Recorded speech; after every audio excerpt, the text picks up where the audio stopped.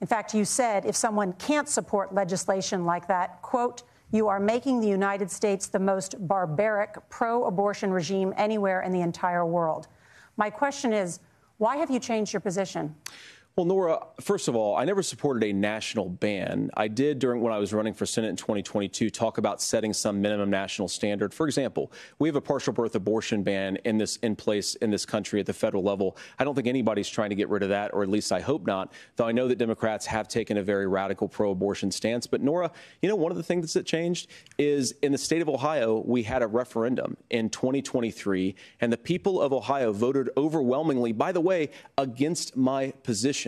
And I think that what I learned from that, Nora, is that we've got to do a better job at winning back people's trust. So many young women would love to have families. So many young women also see an unplanned pregnancy as something that's going to destroy their livelihood, destroy their education, destroy their relationships. And we have got to earn people's trust back. And that's why Donald Trump and I are committed to pursuing pro-family policies, making child care more accessible, making fertility treatments more accessible, because we've got to do a better job at that. And that's what real leadership is. Governor, your response. Well, I'm going to respond on the pro-abortion piece of that. No, we're not.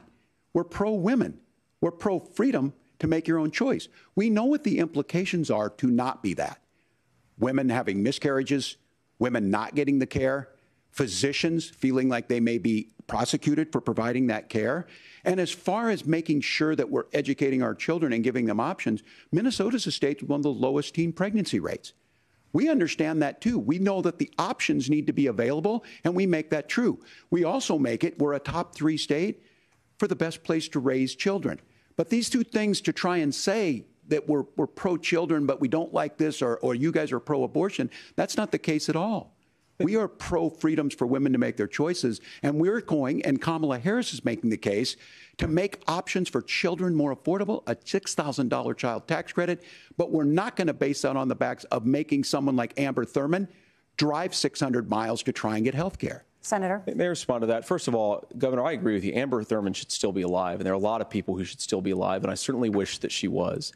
And maybe you're free to disagree with me on this and explain this to me, but as I read the Minnesota law that you signed into law, the statute that you signed into law, it says that a doctor who presides over an abortion where the baby survives, the doctor is under no obligation to provide life-saving care to a baby who survives a botched late-term abortion.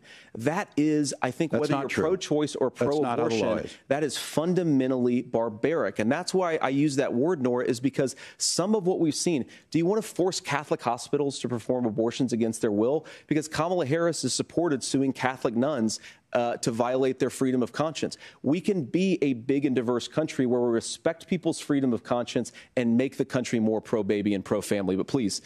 Yes, Governor, please respond. Look, this is one where there's always something there. This is a very simple proposition.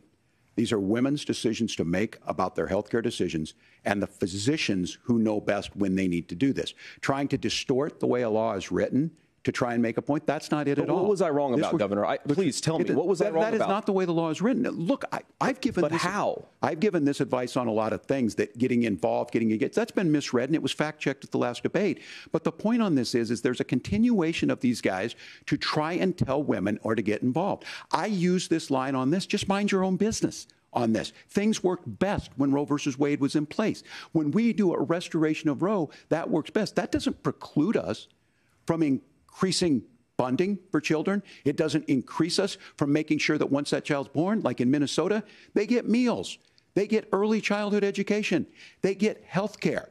So the hiding behind we're going to do all these other things when you're not proposing them in your budget, Kamala Harris is proposing them. She's proposing all those things to make life easier for families. I asked a specific question, Governor. You gave me a slogan as a response. It's not the case. It's not true. That's not what the law says. So they fact-checked it with President Trump.